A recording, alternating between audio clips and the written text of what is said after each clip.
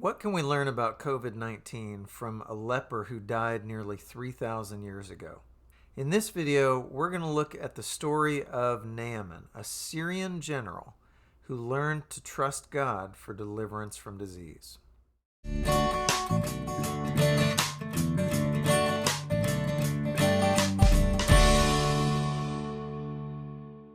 Hello, I'm David Lang, and this is Bible to Life, where we bring the Bible to life so that it can better impact your life.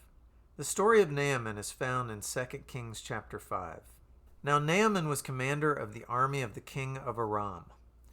He was a great man in the sight of his master and highly regarded, because through him the Lord had given victory to Aram.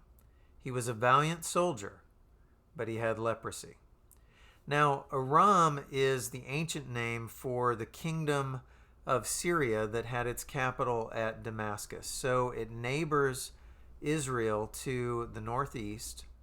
And during this time, the king of Aram is named Hazael. And Hazael has won numerous victories against Israel, has annexed a lot of territory along the Israel-Aram border. And Naaman is apparently largely responsible for that. He's a very capable army commander who has achieved victory after victory against Israel, against the Assyrians, the mighty Assyrians further east. At this time, Aram is at the height of its power, and Naaman is largely responsible for that. He's a valiant warrior, but he also has leprosy. So Naaman has this skin disease. Leprosy is an umbrella term that is used for a variety of skin diseases. So he's got some kind of skin disease that is taking away from his quality of life and his ability to enjoy all of his success. The fact that he has leprosy has interrupted his life and consumed his attention. It's the great asterisk beside his name. He's a mighty general, but he has this disease. Bands from Aram had gone out and had taken captive a young girl from Israel, and she served Naaman's wife. So there are raiding bands that are going into Israel from Aram, and they are capturing people and enslaving them. And one of those enslaved captives is a young girl who is the servant of Naaman's wife. She said to her mistress, "If only my master would see the prophet who is in Samaria, he would cure him of his leprosy." So Samaria is the capital of the northern kingdom of Israel.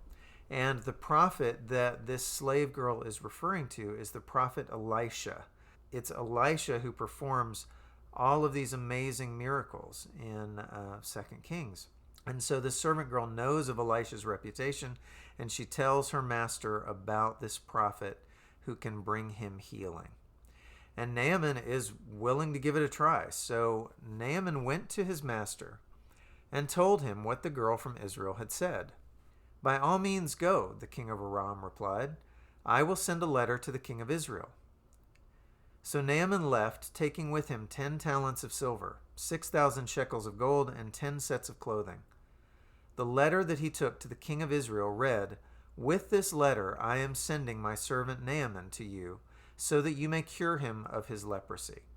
So Hazael, the king of Aram, sends Naaman with this delegation of servants and all of these gifts to the king of Israel. The king of Israel at that time would have been Jehoahaz, and he has suffered all of these losses to the king of Aram and is probably paying tribute to the king of Aram. So he's probably sending treasure and bribes, essentially, to keep the king of Aram from attacking him any further. As soon as the king of Israel read the letter, he tore his robes. So a sign of grieving, he tears his robes.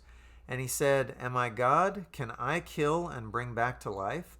Why does this fellow send someone to me to be cured of his leprosy? See how he is trying to pick a quarrel with me?" So the king of Israel thinks that this is a ruse on the part of the king of Aram, a pretext for going to war again. So he's distressed. He feels like, I'm being set up here with this trap because I can't heal anybody. When Elisha, the man of God, heard that the king of Israel had torn his robes, he sent him this message: "Why have you torn your robes? Have the man come to me, and he will know that there is a prophet in Israel. So this is a rebuke to Jehoahaz for his lack of faith. So Naaman went with his horses and chariots and stopped at the door of Elisha's house. Elisha sent a messenger to say to him, Go, wash yourself 7 times in the Jordan, and your flesh will be restored, and you will be cleansed. Notice the irony here. Naaman is the great man, the mighty warrior, but he's also a leper, and so he's unclean. And Elisha, as a Hebrew who wants to maintain his ceremonial cleanness, does not go out to meet Naaman. He sends a messenger, and the messenger simply tells him, Go, wash yourself 7 times in the Jordan River, and your flesh will be restored, and you will be cleansed. Now here's Naaman's reaction. But Naaman went away angry and said, I thought that he would surely come out to me and stand and call on the name of the Lord his God, wave his hand over the spot, and cure me of my leprosy. Are not Abana and Pharpar, the rivers of Damascus, better than any of the waters of Israel? Couldn't I wash in them and be cleansed? So he turned and went off in a rage. So Naaman is insulted. He's angry that the man of God, the prophet, does not come out and minister to him personally, and that he simply dismisses him and sends him to go bathe in the Jordan River. Some of Naaman's own biases are revealed here. He says, Are not Abana and Pharpar, the rivers of Damascus, better than any of the waters of Israel? And the answer actually is yes. These 2 rivers that flow into or near Damascus are fed directly from the melting snows of the Lebanese mountains. So they are wide, swift-flowing, clean rivers with highly drinkable water. The Jordan River, where it flows near Samaria, is a relatively narrow, muddy river that is surrounded by all of these thickets, and so it's hard to get down to. It's just not the most pleasant place. And so Naaman goes, You're telling me to go bathe in these waters when I have better waters in Damascus? And so he's angry, he's been insulted, he wants to go off in a rage. Fortunately, there's somebody who talks some sense into him. Naaman's servants went to him and said, My father, if the prophet had told you to do some great thing, would you not have done it? If Elisha had told him to go climb some mountain or cross some desert, Naaman surely would have done that in order to be healed. So they say, If he'd told you to do some great thing, would you not have done it? How much more then when he tells you, Wash and be cleansed? So he went down and dipped himself in the Jordan 7 times. And this is the language of ceremonial washing. It's the same language that eventually becomes the language of baptism for Christians. So he went down and dipped himself in the Jordan 7 times, as the man of God had told him. And his flesh was restored and became clean like that of a young boy. So the leprous, diseased skin is cleansed, and he has baby smooth skin in that spot where he was once diseased. Then Naaman and all his attendants went back to the man of God. He stood before him and said, Now I know that there is no God in all the world except in Israel. Please accept now a gift from your servant. So Naaman is healed. He comes back to the prophet in gratitude, and he offers Elisha all of this wealth that he's brought. The prophet answered, As surely as the Lord lives, whom I serve, I will not accept a thing. And even though Naaman urged him, he refused. Now notice, now Elisha apparently receives Naaman and speaks with him directly. Naaman is healed of his leprosy, and so there's no reason why Elisha can't speak to him. So Elijah flatly refuses his gifts. No, I don't want anything from you or the king of Aram. If you will not, said Naaman, please let me, your servant, be given as much earth as a pair of mules can carry.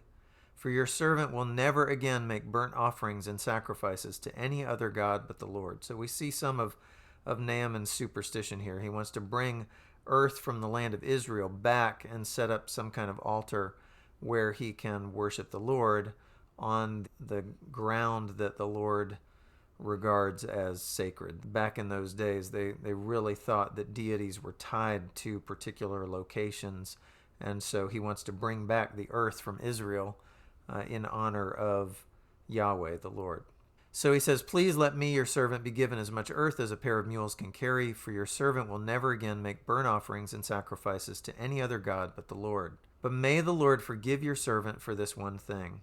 When my master enters the temple of Rimmon, a pagan god of the Arameans, to bow down, and he is leaning on my arm, and I bow there also. When I bow down in the temple of Rimmon, may the Lord forgive your servant for this." So he makes it clear, I'm bowing down out of deference to my master, but I'm not bowing down in worship to this other god. And so Naaman declares his loyalty to the Lord. This Gentile who has been healed devotes the rest of his life to the God of Israel. And then Elisha says to him, "Go in peace." And so Naaman returns back to his country, healed of his disease. Now, what can we learn about COVID-19 from the story of Naaman and his healing from leprosy? Well, the first thing I think we need to notice is how much this disease arrested Naaman's attention.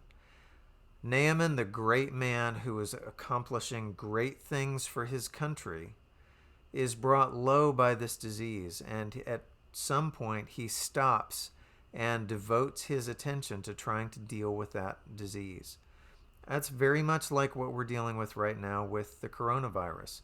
It has interrupted our lives. We're all being called to stop whatever we were doing and to find ways to work at home and cope with life in such a way that we're not going to be out spreading the disease. And so something that we can't even see, something that is completely beyond our control, has humbled us and arrested our attention and changed our priorities. The second thing that we need to see is that sometimes our own pride gets in the way of our receiving God's blessings and God's deliverance. Naaman goes and he's told, "Go down to the river and wash."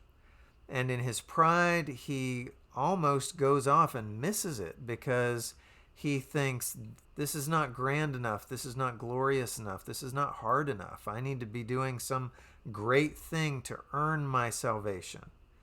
And finally, some servants talk some sense into him and say, "You know what, if the prophet had told you to do some big thing, you would have done it. Why would you not do the simple thing?" Well, that's very much like us and our acceptance of salvation in Jesus Christ. We so often want to complicate matters, and we want to find ways to earn our own salvation, to do something to accomplish our own healing from sin and death. And yet, God tells us simply, "Come to my Son, wash, and be cleansed." And we need to set our own pride aside and come humbly to Jesus and say, "Wash me and make me clean, Lord. I can't do anything to earn my own salvation." And in the same way with the coronavirus, we're being told that salvation from this disease is going to come through simple means: washing your hands, disinfecting surfaces, being more aware of your surroundings, keeping your distance from other people so that you don't infect them. These may seem anticlimactic. There are a lot of memes going around where people are going, this is what I thought I would look like in the apocalypse, some, zombie hunter armed to the teeth. And here's what I really look like in the apocalypse. I'm lying on my couch, eating potato chips and watching TV. But we're being given very simple things to do to be healed from this particular disease. And that's not to minimize the pain that's involved. It's difficult. There are challenges to adjusting to this new way of life. But in the grand scheme of things, these are relatively simple things that we're being called upon to do. We need to humble ourselves and stay the course. All right, well, that is a leper's perspective on COVID-19. If you like this video, please click the like button and subscribe to this channel. Be sure to click the bell icon to sign up for notifications so that you don't miss future videos. And please share these videos with others. Thanks. Have a great day.